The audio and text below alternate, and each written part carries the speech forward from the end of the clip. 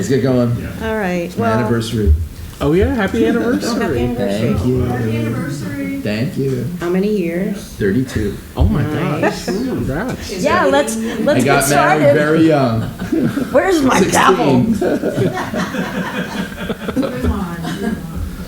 I'd like to call the meeting to order, please. And can we please salute the flag? Maida, will you lead us in the pledge, please? All right. Thank you. Allegiance to the flag of the United States of America and to the republic for which it stands, one nation, under God, indivisible, with liberty and justice for all. Thank you, Maida.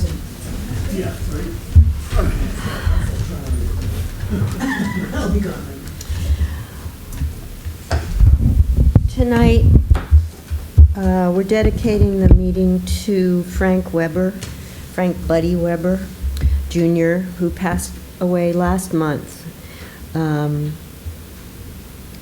Buddy, there's so many people who in this town who knew Buddy better than I did. I really only got to know him over the past 6 years when I took office.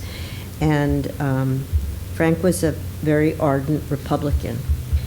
And yet we forged our own rather goofy friendship. And it was a total delight to work with him. He was fun, he was kind, and I really appreciated the friendship.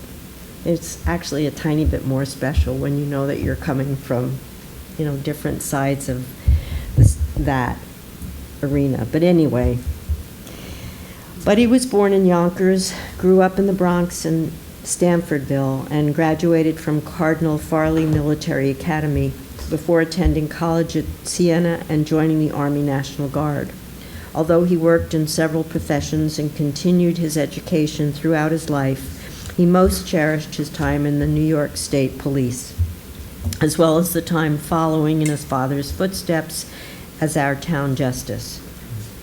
Buddy is best remembered by the things he loved the most. He was a great storyteller, often regaling listeners with stories about his childhood on the farm with his brother and sisters, riding his horse Dynamite, marrying the love of his life, Eileen, and raising his daughters. He was an avid golfer and cyclist. He loved to travel, and he was especially delighted at the births of his grandchildren. He was dedicated to his Catholic faith, attended daily Mass, taught Sunday school, and volunteered to help the sick in Lourdes. We will miss his enthusiastic, humorous, and indefatigable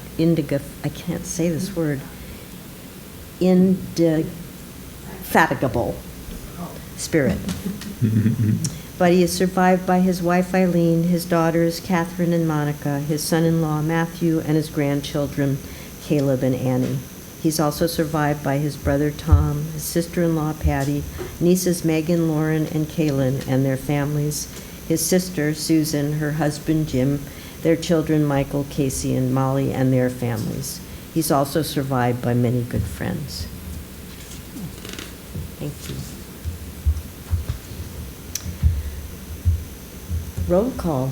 Wendy Burton, Here. Julie Dakota absent, Eric Ames, Present. Nathan LaVertue absent, Teddy Seaborg. Here. I would like to make a motion to approve the agenda. I'll second it. All in favor? Aye. The town board liaisons reports are going to be heavily weighted to me since Nathan and Julia aren't here. And Teddy, you didn't have a meeting? Or you didn't have the ZBA because they didn't have a meeting, but... There's one from last month because that was after our town board meeting. Okay. Yep, so I still have a quick thing actually to go over, so. Okay. You want me to begin? Sure. Yes. Thank you. So yeah, the ZBA, there was a May meeting, and the only item was a variance was granted for the construction of a carport at 15 Indian Trail. Last night's meeting was canceled, so the July meeting will still be on as far as I'm aware. Haunted Fortress, the scenes, excuse me, scenes have been finalized, costumes are being collected, fixed. Starting June 29th, we will be present every other weekend on Sundays from 10 a.m. to 3 p.m. And we really need help with everything from carpentry to metalworking, gardening, simple things too. I mean, there's a plethora of things you could help with. If you can hold a paintbrush really well, like that helps out a lot. I mean, and there's really work for people of all ages. So if you show up and you give just an hour of work, that would be fantastic. And then going into September, we'll be there every Sunday. So, and at the Climate Smart Communities Task Force, we discussed some town happenings and local laws, our place in that dialogue, and what our mission really is related to anything happening in the town, where we fit into that grand scheme. We discussed what the future may hold for us and the Stanford Water Quality Committee, which is still being formed. And if anybody on our task force wanted to volunteer, and we seem to have actually gotten somebody. Let's see what else. And on the technical side of things, related to our task sheet, which we're collecting information, we actually need to update, we realize, our contact list moving forward, because many of those people have actually left the town positions they were in. Frank Pepe and Margaret Fallon are no longer on the town board. Our Cornell Cooperative Extension contact is no longer our contact, so we have a different contact now, and we really need to update that list. And briefly, we mentioned a possible informational campaign that Dennis had talked with you about. I don't know if that's private or not, about drying.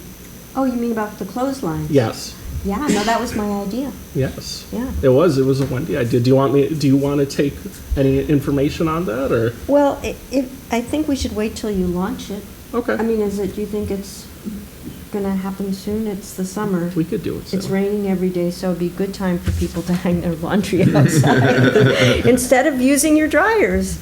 Yeah. That's really what we talked about. I think we have, as of right now, less than 10 bins for composting too. So I don't know if we're you still have bins left? I think right now we have maybe 6. I mean, we went through them pretty fast. People were very interested by them. So if we have any left by Community Day, we'll have them for Community Day. Definitely. Yeah. And we did discuss Community Day briefly. Otherwise, that's it. Okay, thank you. Okay, let's see. I have Eric's report on the planning board, and the reason he wasn't there for that night, and my notes probably would be illegible, so I will do the report on the planning board, which met May 28th. The only thing that happened for the Ben Rathjen business on Route 82 is that the planning board declared themselves lead agency. There was discussion about the Winnicke Land Trust property on Route 82, about a minor subdivision. They bought, oh gosh, I can't remember. It was a very large parcel of land, and what they want to do is split off at the and it's on Route 82, 6322, and there's a farmhouse on the property at the front of the property, and what they want to do is a 5-acre subdivision to just split off that lot, that piece of it, and then the whole rest of the acreage will be another public preserve, or it won't exactly be, I don't know what the right word is, but it'll be in trust, and there are hiking trails there now, but they will be modified and made a little bit less rugged. The parking area there's a hill that you go up that's pretty rigorous, and then there's a flat area, and that is where the parking area will go. But there'll be no buildings, no other man-made improvements, and it should be yet another wonderful addition to our wilderness opportunities. Yeah, so all that happened. Rocky Reef, basically, We removed the escrow requirements. There's still a very few minor details left to be worked out, but it's basically, that subdivision is like a tiny inch away from being finished. I think when I first started 6 years ago, it was on the planning board agenda, so it's been a long haul. Special use permit was requested by Millbrook School to build a 10,372 square foot boys dormitory, and the public hearing for that is scheduled for June 25th. Nothing really happened on the minor subdivision at Sister Hill for the sisters' property because they're still trying to iron out what the 3 lot lines will be and preserve the farm as easily as can be done, which isn't so easy because of the way the property is laid out, but the farm will live.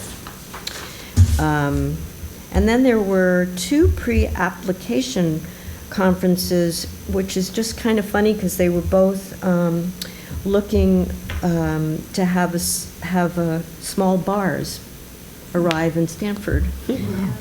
Corey and Nikki Callahan are looking to get approval on a small tavern, a small place with spirits, and they're looking at a property that Sam Holden owns. But it was just a very initial sussing out of what's allowed in town and what procedures they'd have to go through. And the other request to have a tavern-esque building is for the Bullis Hall, which is for sale. And people are looking at that. So it was a long meeting, and it was pretty fascinating. You missed a good one. I know. Sorry about that. I'll be there next week. Well, I was kind of happy. Not 2 that weeks. you were. 2 weeks. Yeah. Okay. So that was Eric's report. My report on the Fire Commission is that the members want to have pagers. The annual physicals are done. They got a new member, which everyone's very excited about, and we continue to urge people to think about joining our fire company. And then in the month of May, I guess, it was 8 fires, 1 motor vehicle accident, and 12 rescue calls. Last night, I was Nathan at the Rec Commission meeting. Camp is going well. They've hired 39 people. Every slot has been filled, which is just astonishing. They're looking to perhaps have some kind of shade umbrellas, temporary, purchased for down at the waterfront because we lost our great big shade tree, and it's, I think,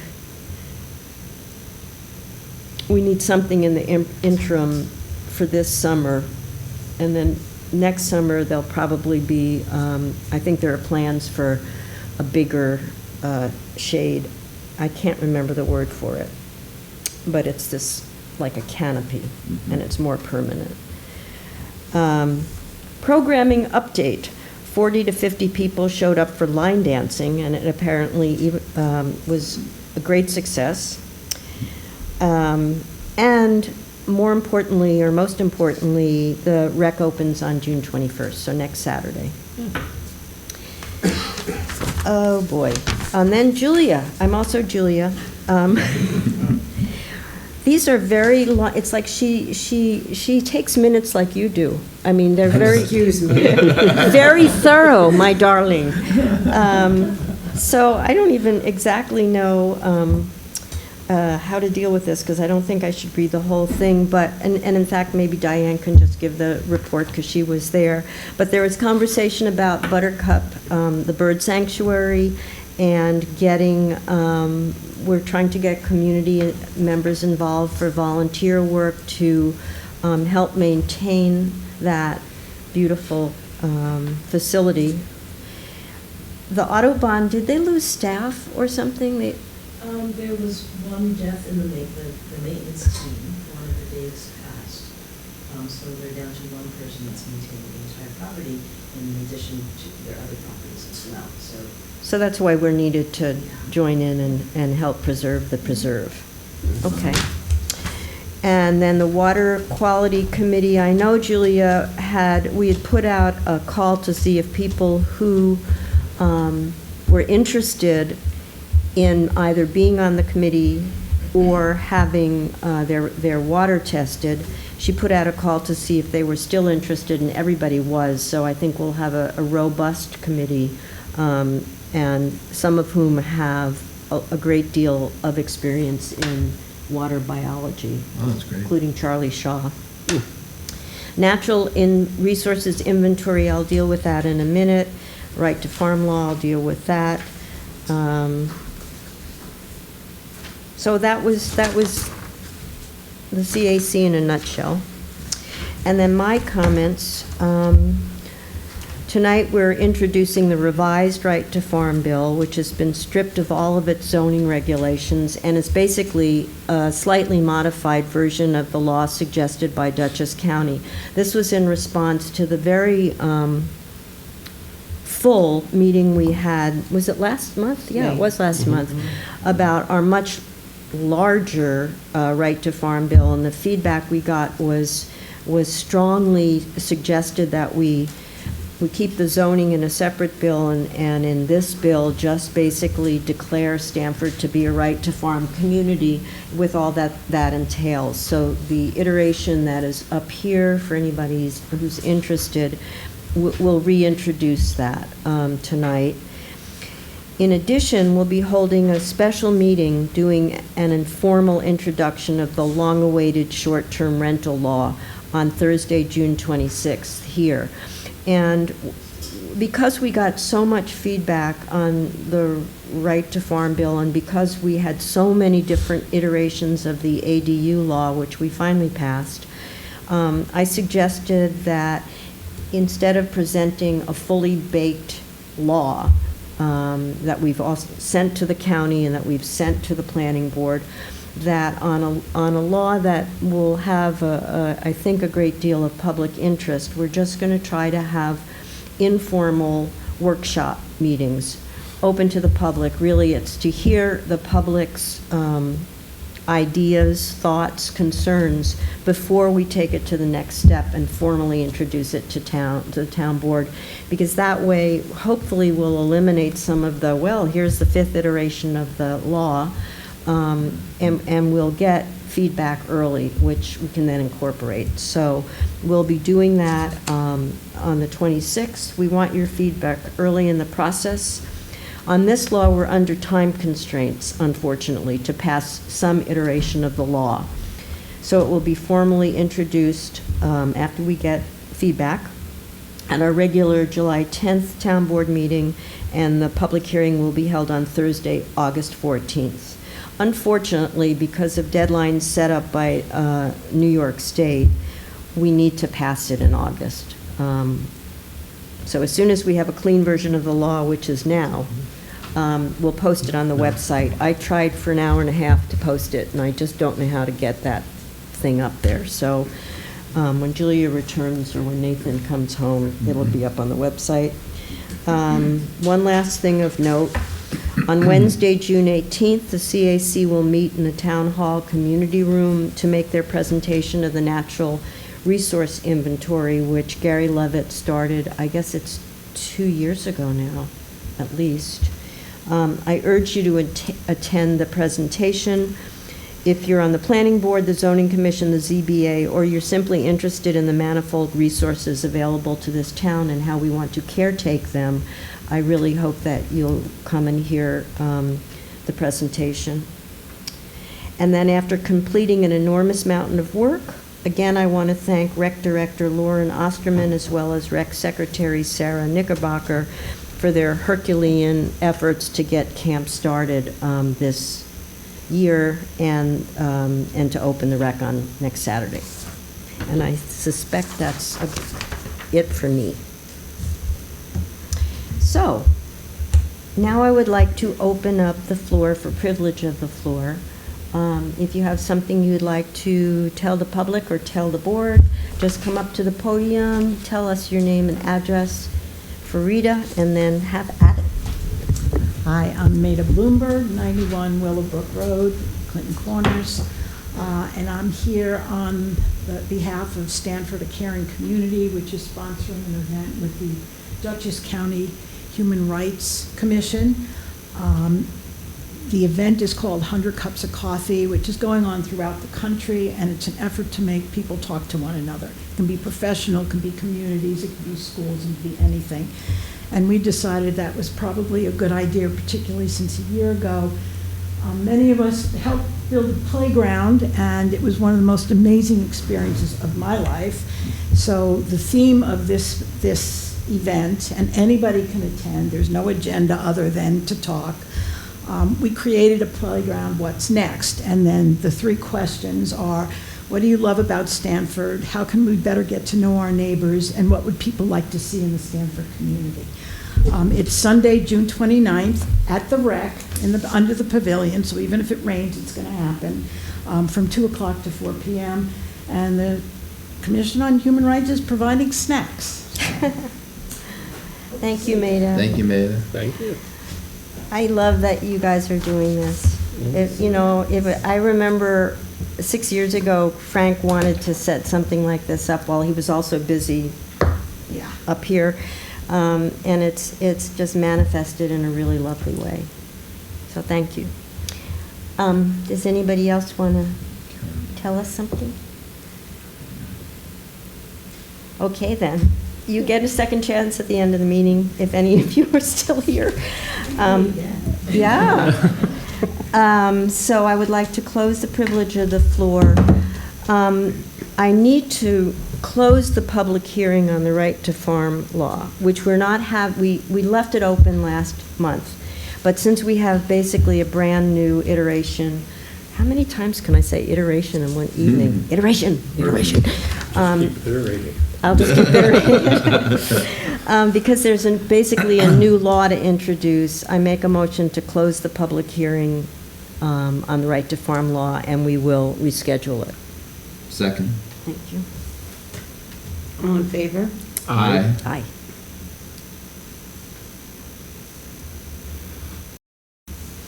Okay. Bob, do you want to give a brief synopsis of our new right to farm law? Sure, Thank you. I'd be happy to. So, following the comments last month, at last month's hearing on the previous version, we took the comments to heart.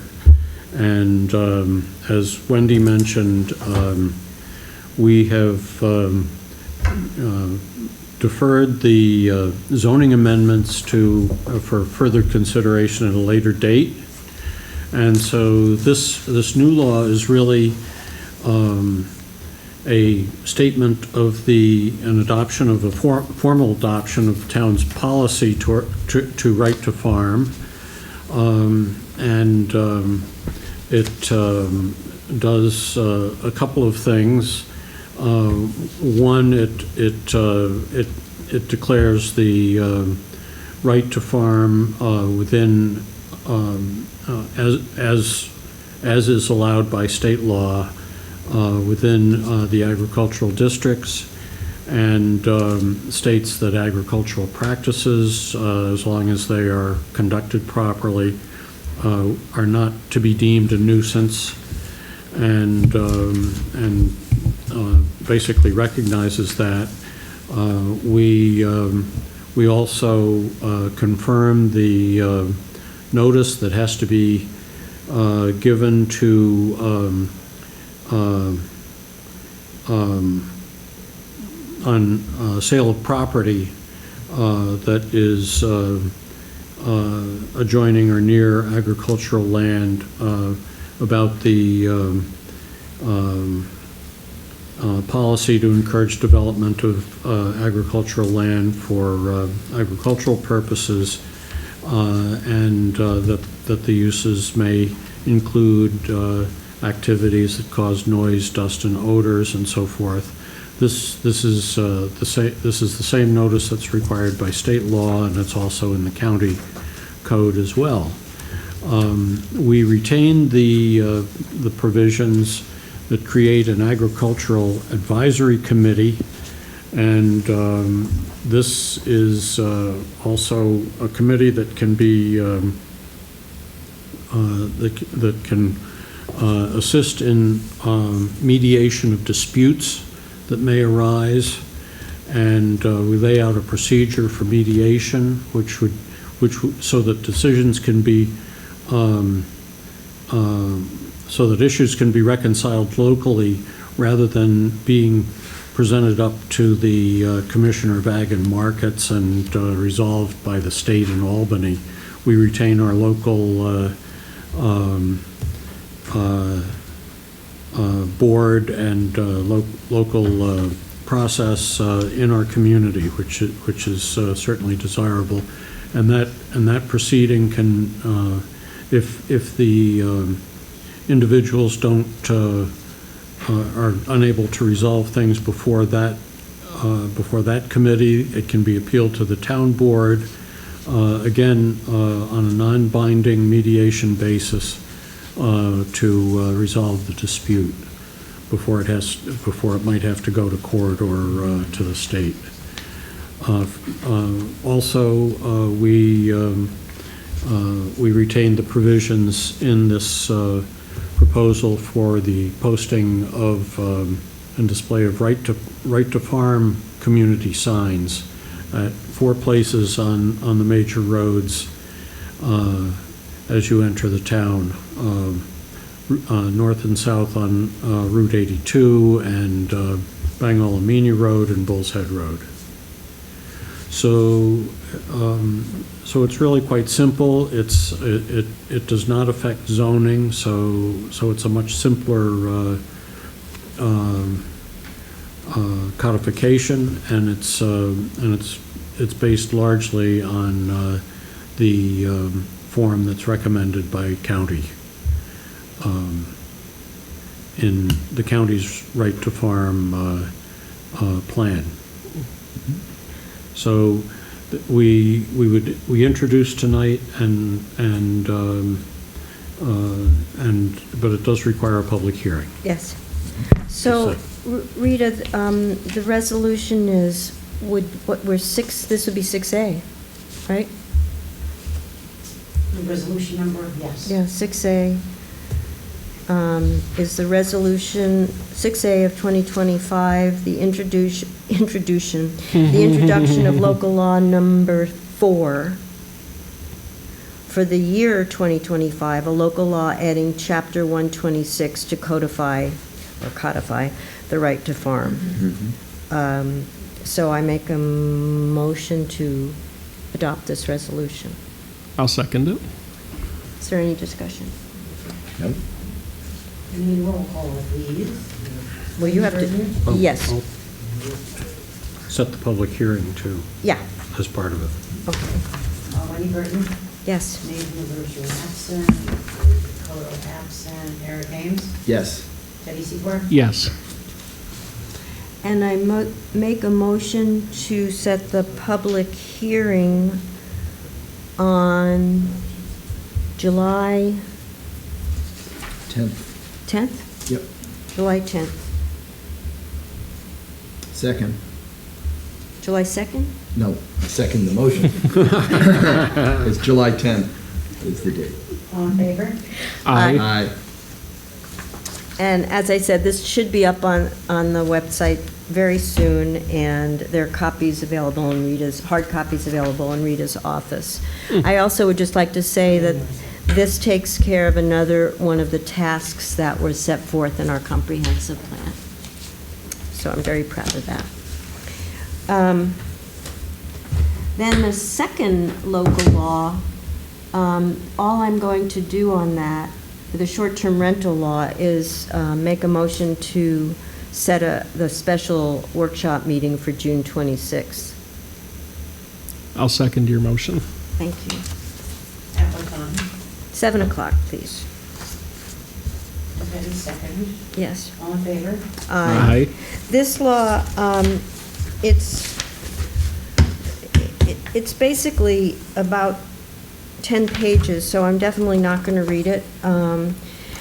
But please get copies or wait until it's on the, well, you can't wait too long because the meeting is on June 26th, but it's, I just urge you to familiarize yourself with the law so we can have an in-depth conversation about how you all feel about it. And then, the next item on the agenda is to negate Resolution 5B for the new gate at the transfer station. We had approved this, I guess, 2 months ago. 1 month ago. 1 month ago, and the price that we had accepted, which was about $8,500, went up 20% by the time we went to confirm it with Adams, which had been the bid we had accepted. So it's now over $10,000, and we would need to either get new quotes or whatever we need to do. We need to undo the Resolution 5B. So what do I do? Just make a motion to negate it? Okay, I make a motion to negate Resolution 5B. Second. All in favor? Aye. I'm really, I want the board to consider whether at over $10,000 we need to replace the gate. It's a little bit of a tough call, because the gate that we have just looks awful. It also hardly ever gets locked, but that's not the gate's problem, that's people's problem. So we'll just discuss it and figure out if it's still a wise use. It would come out of the building reserve. Right. But we don't have to decide that tonight. No. Okay.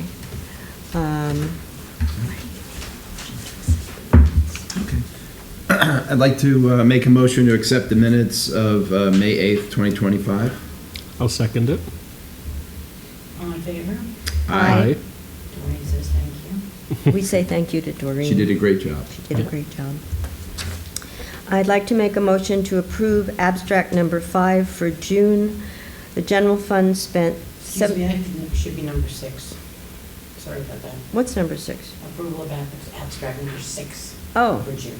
Oh, Rita. Oh, I'm sorry. Ooh. General fund spent $73,390.99. Highway fund, $93,269.38. The ambulance, as always, $62,500. And the escrow account was $9,077.50. I'll second it. Thank you. All in favor? Aye. I now would like to open the second privilege of the floor. I know some of you were just holding back. Okay, then, I'll close privilege of the floor. With no further business, I'll make a motion to adjourn. Woo! I'll second it. Wow, we never did this. Can I have a second on adjourning? I seconded. Thank you. All in favor? Aye. Thank you all for coming.